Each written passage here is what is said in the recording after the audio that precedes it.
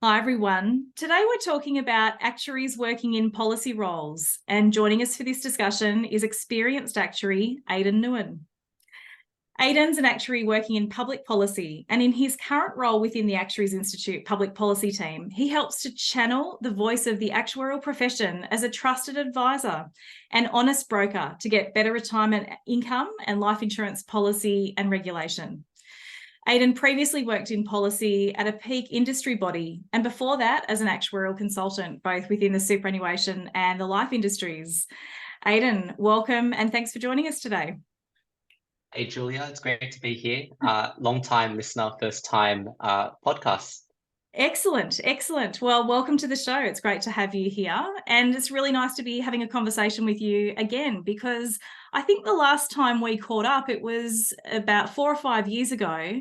And a mutual friend had put us in contact because you were wanting to make some decisions about where to take your career. And we had a really great coffee chat about that at the time. And it's been wonderful to see the career path you've carved out for yourself in policy since that coffee. Yeah, that's right. I remember just recently qualifying, doing a bit of a 6 month sabbatical and coming back and thinking about what next. Where can I apply my actuarial skill set in a different domain in areas that I'm really interested in. So it was really good to have that chat, and now we're here. Yeah, it's great. It's great. Well, looking forward to hearing more about that journey in today's discussion. So, talking about policy, so let's start with why public policy is important to you, Aidan. Well, Julia, I guess the short answer is that it matters. It matters a lot. Public policy is something that affects us all every day. And I suppose probably the first place to start is just defining, maybe in my words, kind of like what I think of when I say public policy. What You do know, you it's mean? really, yeah, it's really any areas of society that we collectively decide we want to take an interest in getting the Mhm. policy right, whether it's our environment, whether it's our health system, and whether it's our financial health and our financial system. And then it's how we then come up with those common rules to improve our lives. And policy starts from, the very beginning, from when that idea gets incepted into someone's mind, Mm, through to convincing others to, support that idea to make it a reality, mm, designing and passing the law, and then actually, once it's in law, maintaining and reshaping those laws to better reflect, the modern context and our values over time. So, when we think about it, us both being here in Australia and democracy together, was a democracy where we're responsible collectively, right, for thinking about and setting the rules that we choose to be governed by. mm, So, sort of that with that broader context as to what is public policy and why it's important to me. My working background is in financial services, and everyone is affected by finance. It's how we operate in our society. It's how we plan for our future. yeah. It's just as important to our physical, mental health, arguably, is our financial health. So, Mm, like financial services, specifically, where I've worked in, we think about super, which is how we plan and how we finance our retirement.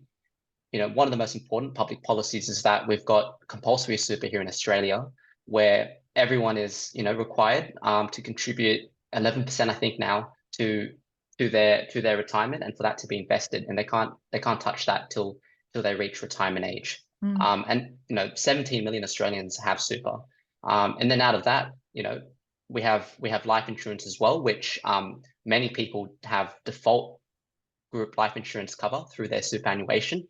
I think it's about 10 million. So that's a significant amount of us working now, in the population. And mm, when you think about policy like that, which is one, mandatory, and two, default, um, it it does require a high level of trust, that at least from us, that it's working. And we kind of just expect things to work. We kind of just expect our super to get invested, and then we don't necessarily need to touch it, and then we get that at retirement to spend. Same with our life insurance. We kind of just take that, hopefully for granted, and we leave it to the professionals. mm. When it comes to the policy, we leave it to the policymakers, but the policymakers are really just the politicians. And so there's a need for policy advisors, those with access to the subject matter expertise, that can take the time to make sure and to craft the policy to make it as right as it needs to be. So that's really why I think it's really important. Mm, mm. I can see why you say that it matters, and it matters to all of us because it does affect all of us in lots of different ways, whether it's in financial services or outside.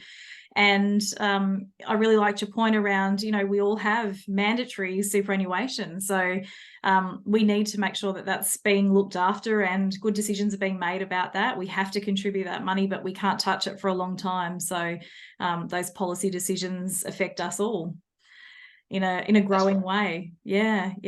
Okay. So I can see why it's really important to you and how it affects all of us. That's quite a different kind of role, though. The process you've described from traditional actuarial work, where our processes day to day might be gathering data, crunching some numbers, building a model, sharing some results. What you've described is quite different from what many actuaries might be doing day to day. So how did you get started in a policy role, and how did you make that transition?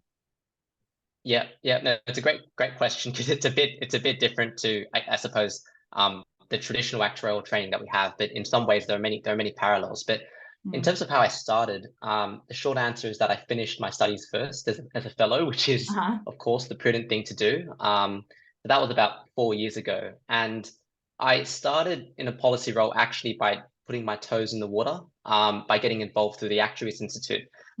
So there was a working group that was formed at the time, called the Customer Outcomes Working Group. And just for context as to why that was formed, if we sort of cast our mind back then, pre-COVID, that was just when the Financial Services Royal Commission, the findings from that and the report from that was being released to the public and made known. And I think many will recall some of the quite egregious instances where community expectations were not being met, and even the behavior fell well short of what was required by the law at the time. So there was a big push around community expectations, and I remember that's probably when I started hearing, does that pass the pub test? That's that sort of common sense check. Right.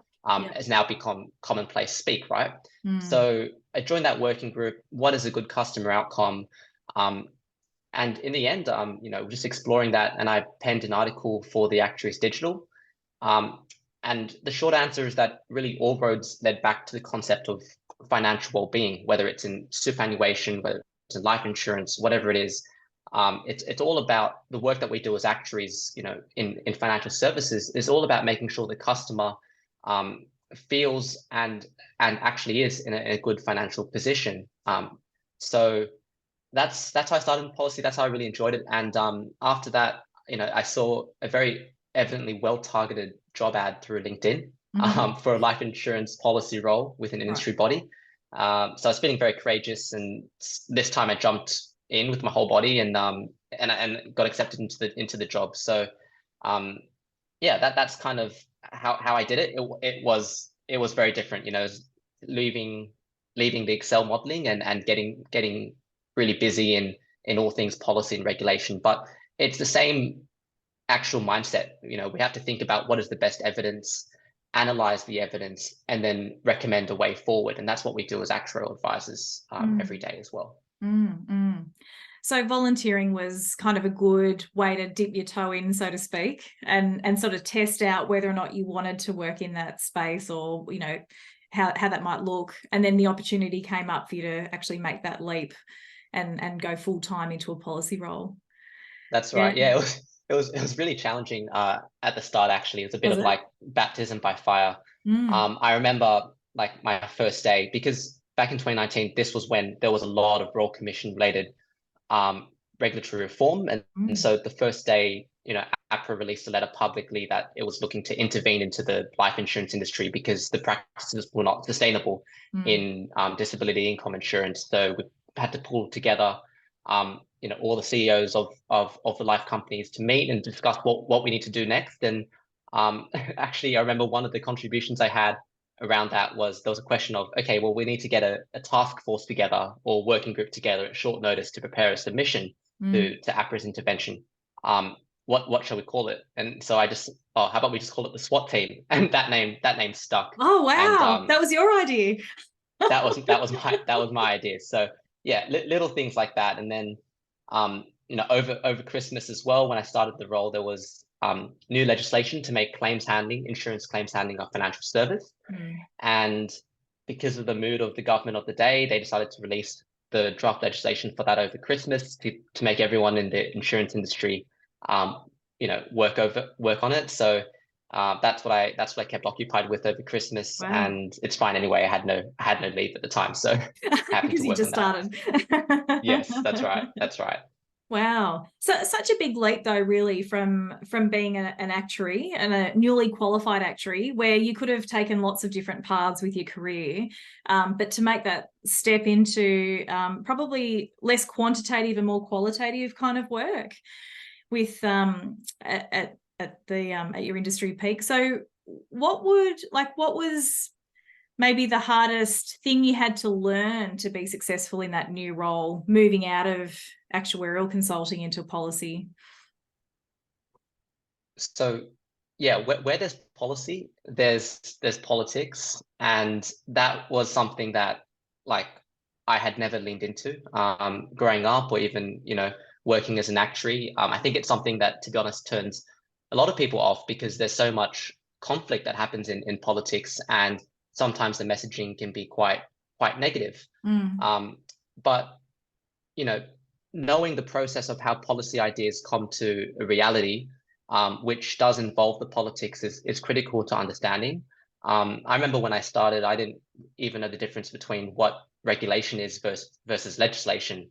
But Right. that little difference actually makes a significant impact in terms of the ease at which regulation gets made versus legislation, which has to go through Parliament, get passed. So you had yeah, to learn I a whole think, lot of terminology and new sort of legal jargon and things as well.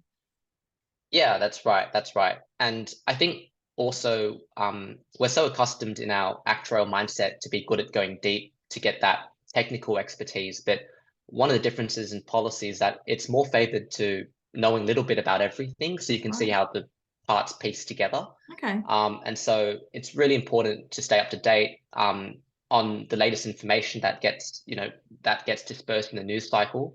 When I started the policy role, I wasn't reading, say, for example, the AFR or following, Insiders or Q&A, those sorts of programs. But since starting, it's sort of become part of my mandatory bedtime reading, so to speak. So getting adjusted to the daily news cycle around politics as part of the job, I think, was the biggest challenge for me. Biggest challenge, yeah.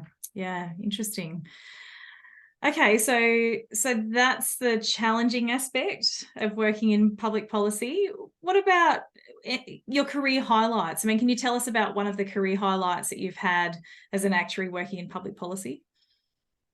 Yeah, for sure. I think probably the biggest highlight so far, and it's not a long career by any means to date, but the biggest highlight has been developing and promoting a research on a roadmap for Australia's retirement income policy. So that was something that I did in my previous role at the industry body at the FSC, where we got to pitch an idea. We thought about, okay, well, where is the superannuation system going at the moment? We've got compulsory super for the past 30 years, but have we really figured out the decumulation stage? And we just had the retirement income review, the retirement income covenant, which is a new obligation now on trustees to make sure they have a plan and a strategy to help their members in retirement, had just recently come into effect. But with the new government, with Albanese coming in last year, there was essentially no plan for what happens after that. So we thought we would do a forward-looking, optimistic piece showing, well, where is Australia at and how's that compared to other nations overseas, doing a bit of a desktop benchmark, and then understanding, well, what is the size of the prize if we really got the decumulation settings right? And the real problem statement that we came up with and that evolved over the research, which I was very happy to be with from start to end, was that for many reasons, retirees are not spending and drawing down an income that is optimal to maximize their living standards in retirement. So how do we help give people the confidence to be able to draw down that income and then to spend it? And there's a whole host of reasons for that. So we essentially consulted with different parts of the industry, of the sector, and developed the roadmap, did some modeling as well to support support the recommendations in there. And ultimately bringing that to life, launching the research, doing a launch event, going down to Canberra, meeting with agencies and policymakers to explain the research, was all extremely rewarding in the end. And I'm really proud to say that I think government's sort of listening to the work of that research, but also from others, and they're looking to release a consultation paper, I think, in the coming weeks or months, about how to improve retirement income policy settings. So that's been the most rewarding highlight so far, is just being able to make a tangible impact in setting the direction for where we need to go with our retirement income policy. Wow, that's so exciting. And that's not just, research that's going to sit on the shelf. That's research that's going to affect all of us. As you said right at the start, this stuff matters. And that decumulation challenge, that's something that we will all face in growing magnitude as, we're accumulating more super, more of us have super. What do we do at the other end? So what amazing research that was, and then you were able to socialize that and talk to others about that as well, and really make a big contribution. So what a great career highlight. Congratulations. Yeah, that's right. Thank you, Julia. And yeah, you're right. Superannuation has been a bit of an experiment, right, in Australia. It's a pretty unique system, and we're building the plane as we're flying it. And the decumulation part is, how do we land it in a safe way, given that we've got an aging population, we've got the baby boomers who are now entering into retirement, the SG rate still increasing, and we're going to have people in the next couple decades be the first ones to retire with a significant portion of the SG for all of their working lives. So it's a question that's here to stay. And yeah, you're right. I hope that the research doesn't sit on the shelves and it's just used going forward to help guide what are the important areas that reform needs to happen. Certainly important work, Aidan. Very good. Okay, so that's your career highlight today. No doubt there'll be many more career highlights in your career ahead. So far, what have you found most interesting about working in public policy? Probably the most interesting is getting the opportunity to think deeply about what the right policy solution is to tricky problems. I think sometimes I might sound a bit like idealistic in terms of, okay, well, we need to get to the best policy, but really at the end of the day, there's a lot of trade-offs that have to be managed when it comes to getting to the right policy solution. So to take an example, in recent years in superannuation, some will say the most tricky problem has been how do we make the superannuation system work as efficiently and effectively as it can be. And so the government decided to implement what they called the Your Future, Your Super reforms, and as part of that, put in place a superannuation performance test, which tests each MySuper product to make sure that the returns there are high enough and meet a certain bar so that they can deliver good financial returns to their members. And if they don't, then they're out. They're forced to close. Right. Now that's been extremely controversial because they want to extend the performance test through from MySuper products to choice products using the same type of test. But when you think about the difference between MySuper products and choice products, they're fundamentally quite different in nature. MySuper products, people are generally defaulted into them. It's one investment strategy. And so it's a very different type of consumer that is entering into that, and a higher bar that's needed for the consumer protection. When it comes to the choice products, people are often in there because of very specific reasons. They may pick an ESG product, they may pick a faith-based product. They often do that with the help of a financial advisor. And so there's a real question, a policy question, as to where you calibrate the right level of consumer protections that's required for the performance tests, and how do you make sure that you appropriately design a test that can cater for the wider range of investment strategies that are available in choice products. So getting to think about those questions and debating the solutions has been very interesting for me. That does sound like a really interesting challenge, and so many different dimensions to that, and different stakeholders, and looking at that from different perspectives. What do different people need? What protection do they need? But also, what choice do they need? And how do you balance that and design something that kind of allows everybody to do what they need to do when everyone's got such different and diverse needs? So it's tricky. That's right, yeah. And I came in after those reforms were made into law, and the government decided, okay, well, it's so controversial that we need to do a review after only 2 years. So I was coming in, looking at all the evidence, understanding where consumer groups felt, where industry bodies felt, where super funds felt, and just trying to find and navigate a appropriate solution in the middle. Yep.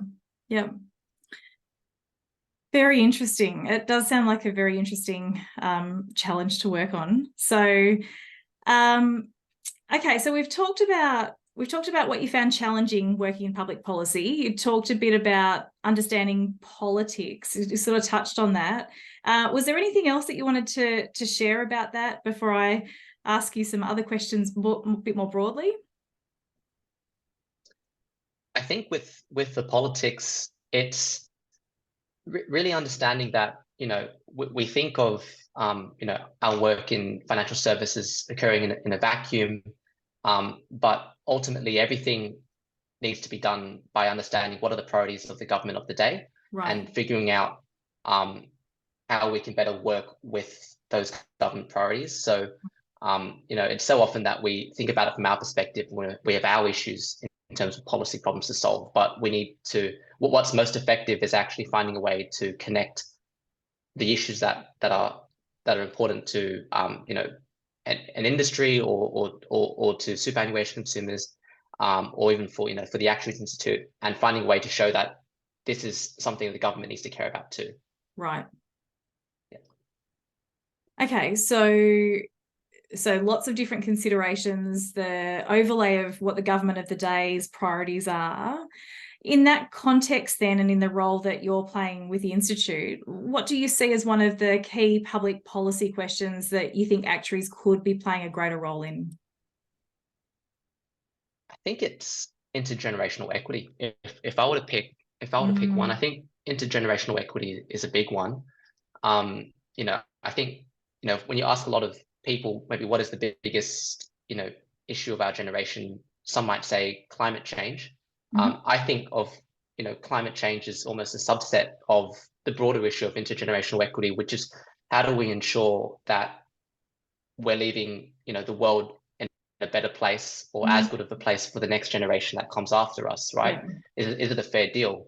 And I think as actuaries, we deal so much with questions of how do we balance equity and fairness across different cohorts of people. We've even got our own term for that, actuarial fairness, that we learn about in uni. And the Actuaries Institute, for example, has done an intergenerational equity index. So it's something that we have made a contribution into, and we've been making regular updates to that index since I think 2020. So just to take an example, dig a bit more into intergenerational equity. The government, every few years produces what's called an intergenerational report, which sort of is a forward-looking 40-year window into what society will look like based on how we're currently tracking. And it's not often that there's publications like that come along that allow you to really step back and think about, okay, well, how are we going as a society? Is this where we want to be going? And one of the issues that report touched on was the sustainability of our aging population and the impacts that might have to how we finance retirement, aged care, healthcare. Given that people are living by and large longer and healthier lives.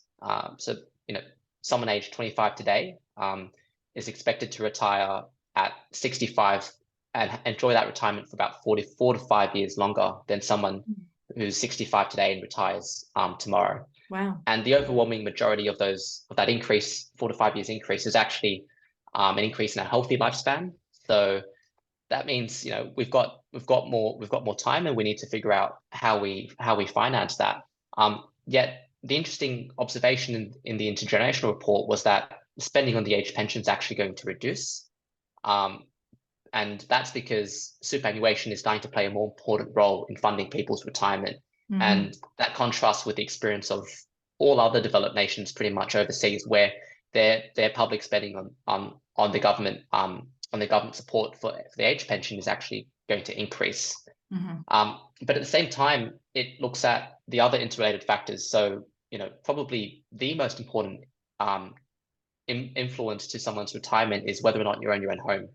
And the report touched on that home ownership rates are declining, particularly amongst younger age groups. And so some of the assumptions that we take for granted in terms of having that security of retirement, that you do own your own home, may no longer be there in 40 Might years from not now. So it's hold. something that they called out. Yeah. That's right. Yeah, that's right. So I think it's intergenerational equity is a key issue, key public policy issue that actuaries are really well placed to think about and to make contributions in. And it's a public policy issue that's here to stay as well. Yeah, absolutely. I think about, my eldest daughter's almost 25. And so she's in that bucket that you've just said that will have that longer, healthy lifespan. And I think about that generation and what they've been through with, COVID impacting their university studies and the cost of living. It's not hard to see that many of those assumptions we've made will not hold for much longer and will not hold for that younger generation either. So, yeah. And I can see why, as actuaries, it's something that we're well placed to advise on with our training around those long-term projections and use of assumptions and different scenarios as well. So yeah, very interesting, very interesting. That's right. That's right, Julia. Like, we're already doing it actually. We're already advising in those areas in health policy, disability policy, social welfare policy.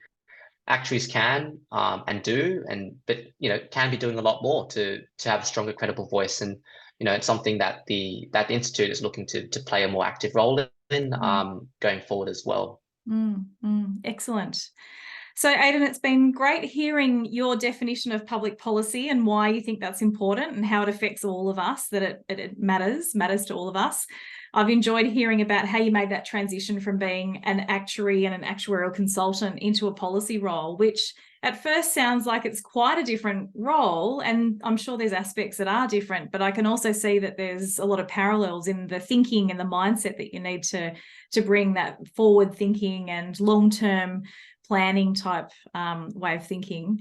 And it's been interesting to hear about some of your interesting projects and career highlights as well, and some of the challenges and how you've overcome them by broadening out what you're reading and what you're watching and how you're staying up to date and keeping your skills current and relevant. I want to finish with one question, Aidan, and it's this. What is one tip that you'd have for actuaries wanting to work in public policy or policy? Good question, and great question to end up. So my one tip is this: find an area of policy you're interested in, and search inside for that little bit of courage to pursue it. So, that article I wrote on what is a good customer outcome, I was really interested in writing about it, and it wasn't a particularly good first draft. But I enjoyed doing the readings. I enjoyed doing the research. It wasn't a chore at all. And I got excellent feedback from my working group. And in the end, I'm proud I had that published in Actuaries Digital. It's a great article. The second aspect of that tip is finding that bit of courage. And I mentioned the claims handling consultation that came out of Christmas when I started in that new policy role that I was responsible for. I sent a first draft of that submission out with the big 3 points to all of the working group. I got some technical points down wrong. I wasn't expansive enough. The feedback was critical but constructive, and in the end, that ultimately helped make the second draft and the final draft so much better. So I think it was intimidating for me, and it's probably intimidating for a lot of people to be stepping into a role that's a bit different, but at the same time, like the work that we do as actuaries, takes an evidence-based approach and thinks about, well, what is the best customer outcome? So for younger people, I think wanting to get involved, you don't know everything, and that's okay. And I certainly don't. I still don't. I wish I told myself to accept the fact that you won't be able to please everyone, because while you do know it, it's important to remind yourself that, and you feel it every time you don't please everyone. So it's a bit of a humbling experience, but I think in the end, you just got to be courageous, be provocative when you need to. And in the end, that's how you're able to make the best positive contribution. And that's what it's all about. That's great advice. So being courageous and finding an area that you are interested in, and then being brave enough to have a go and know that you might not get it right first time. You might be having to put yourself out there, but listening to that feedback, taking that on board, and ultimately creating something really great. So fantastic. Thanks for your advice today, Aidan. It's been really great having this conversation, hearing a bit about your journey, and also hearing some of your tips for other actuaries wanting to work in a policy role. Thank you, Aidan. Thank you, Julia. It's been a pleasure to be here and have this conversation. Thanks so much.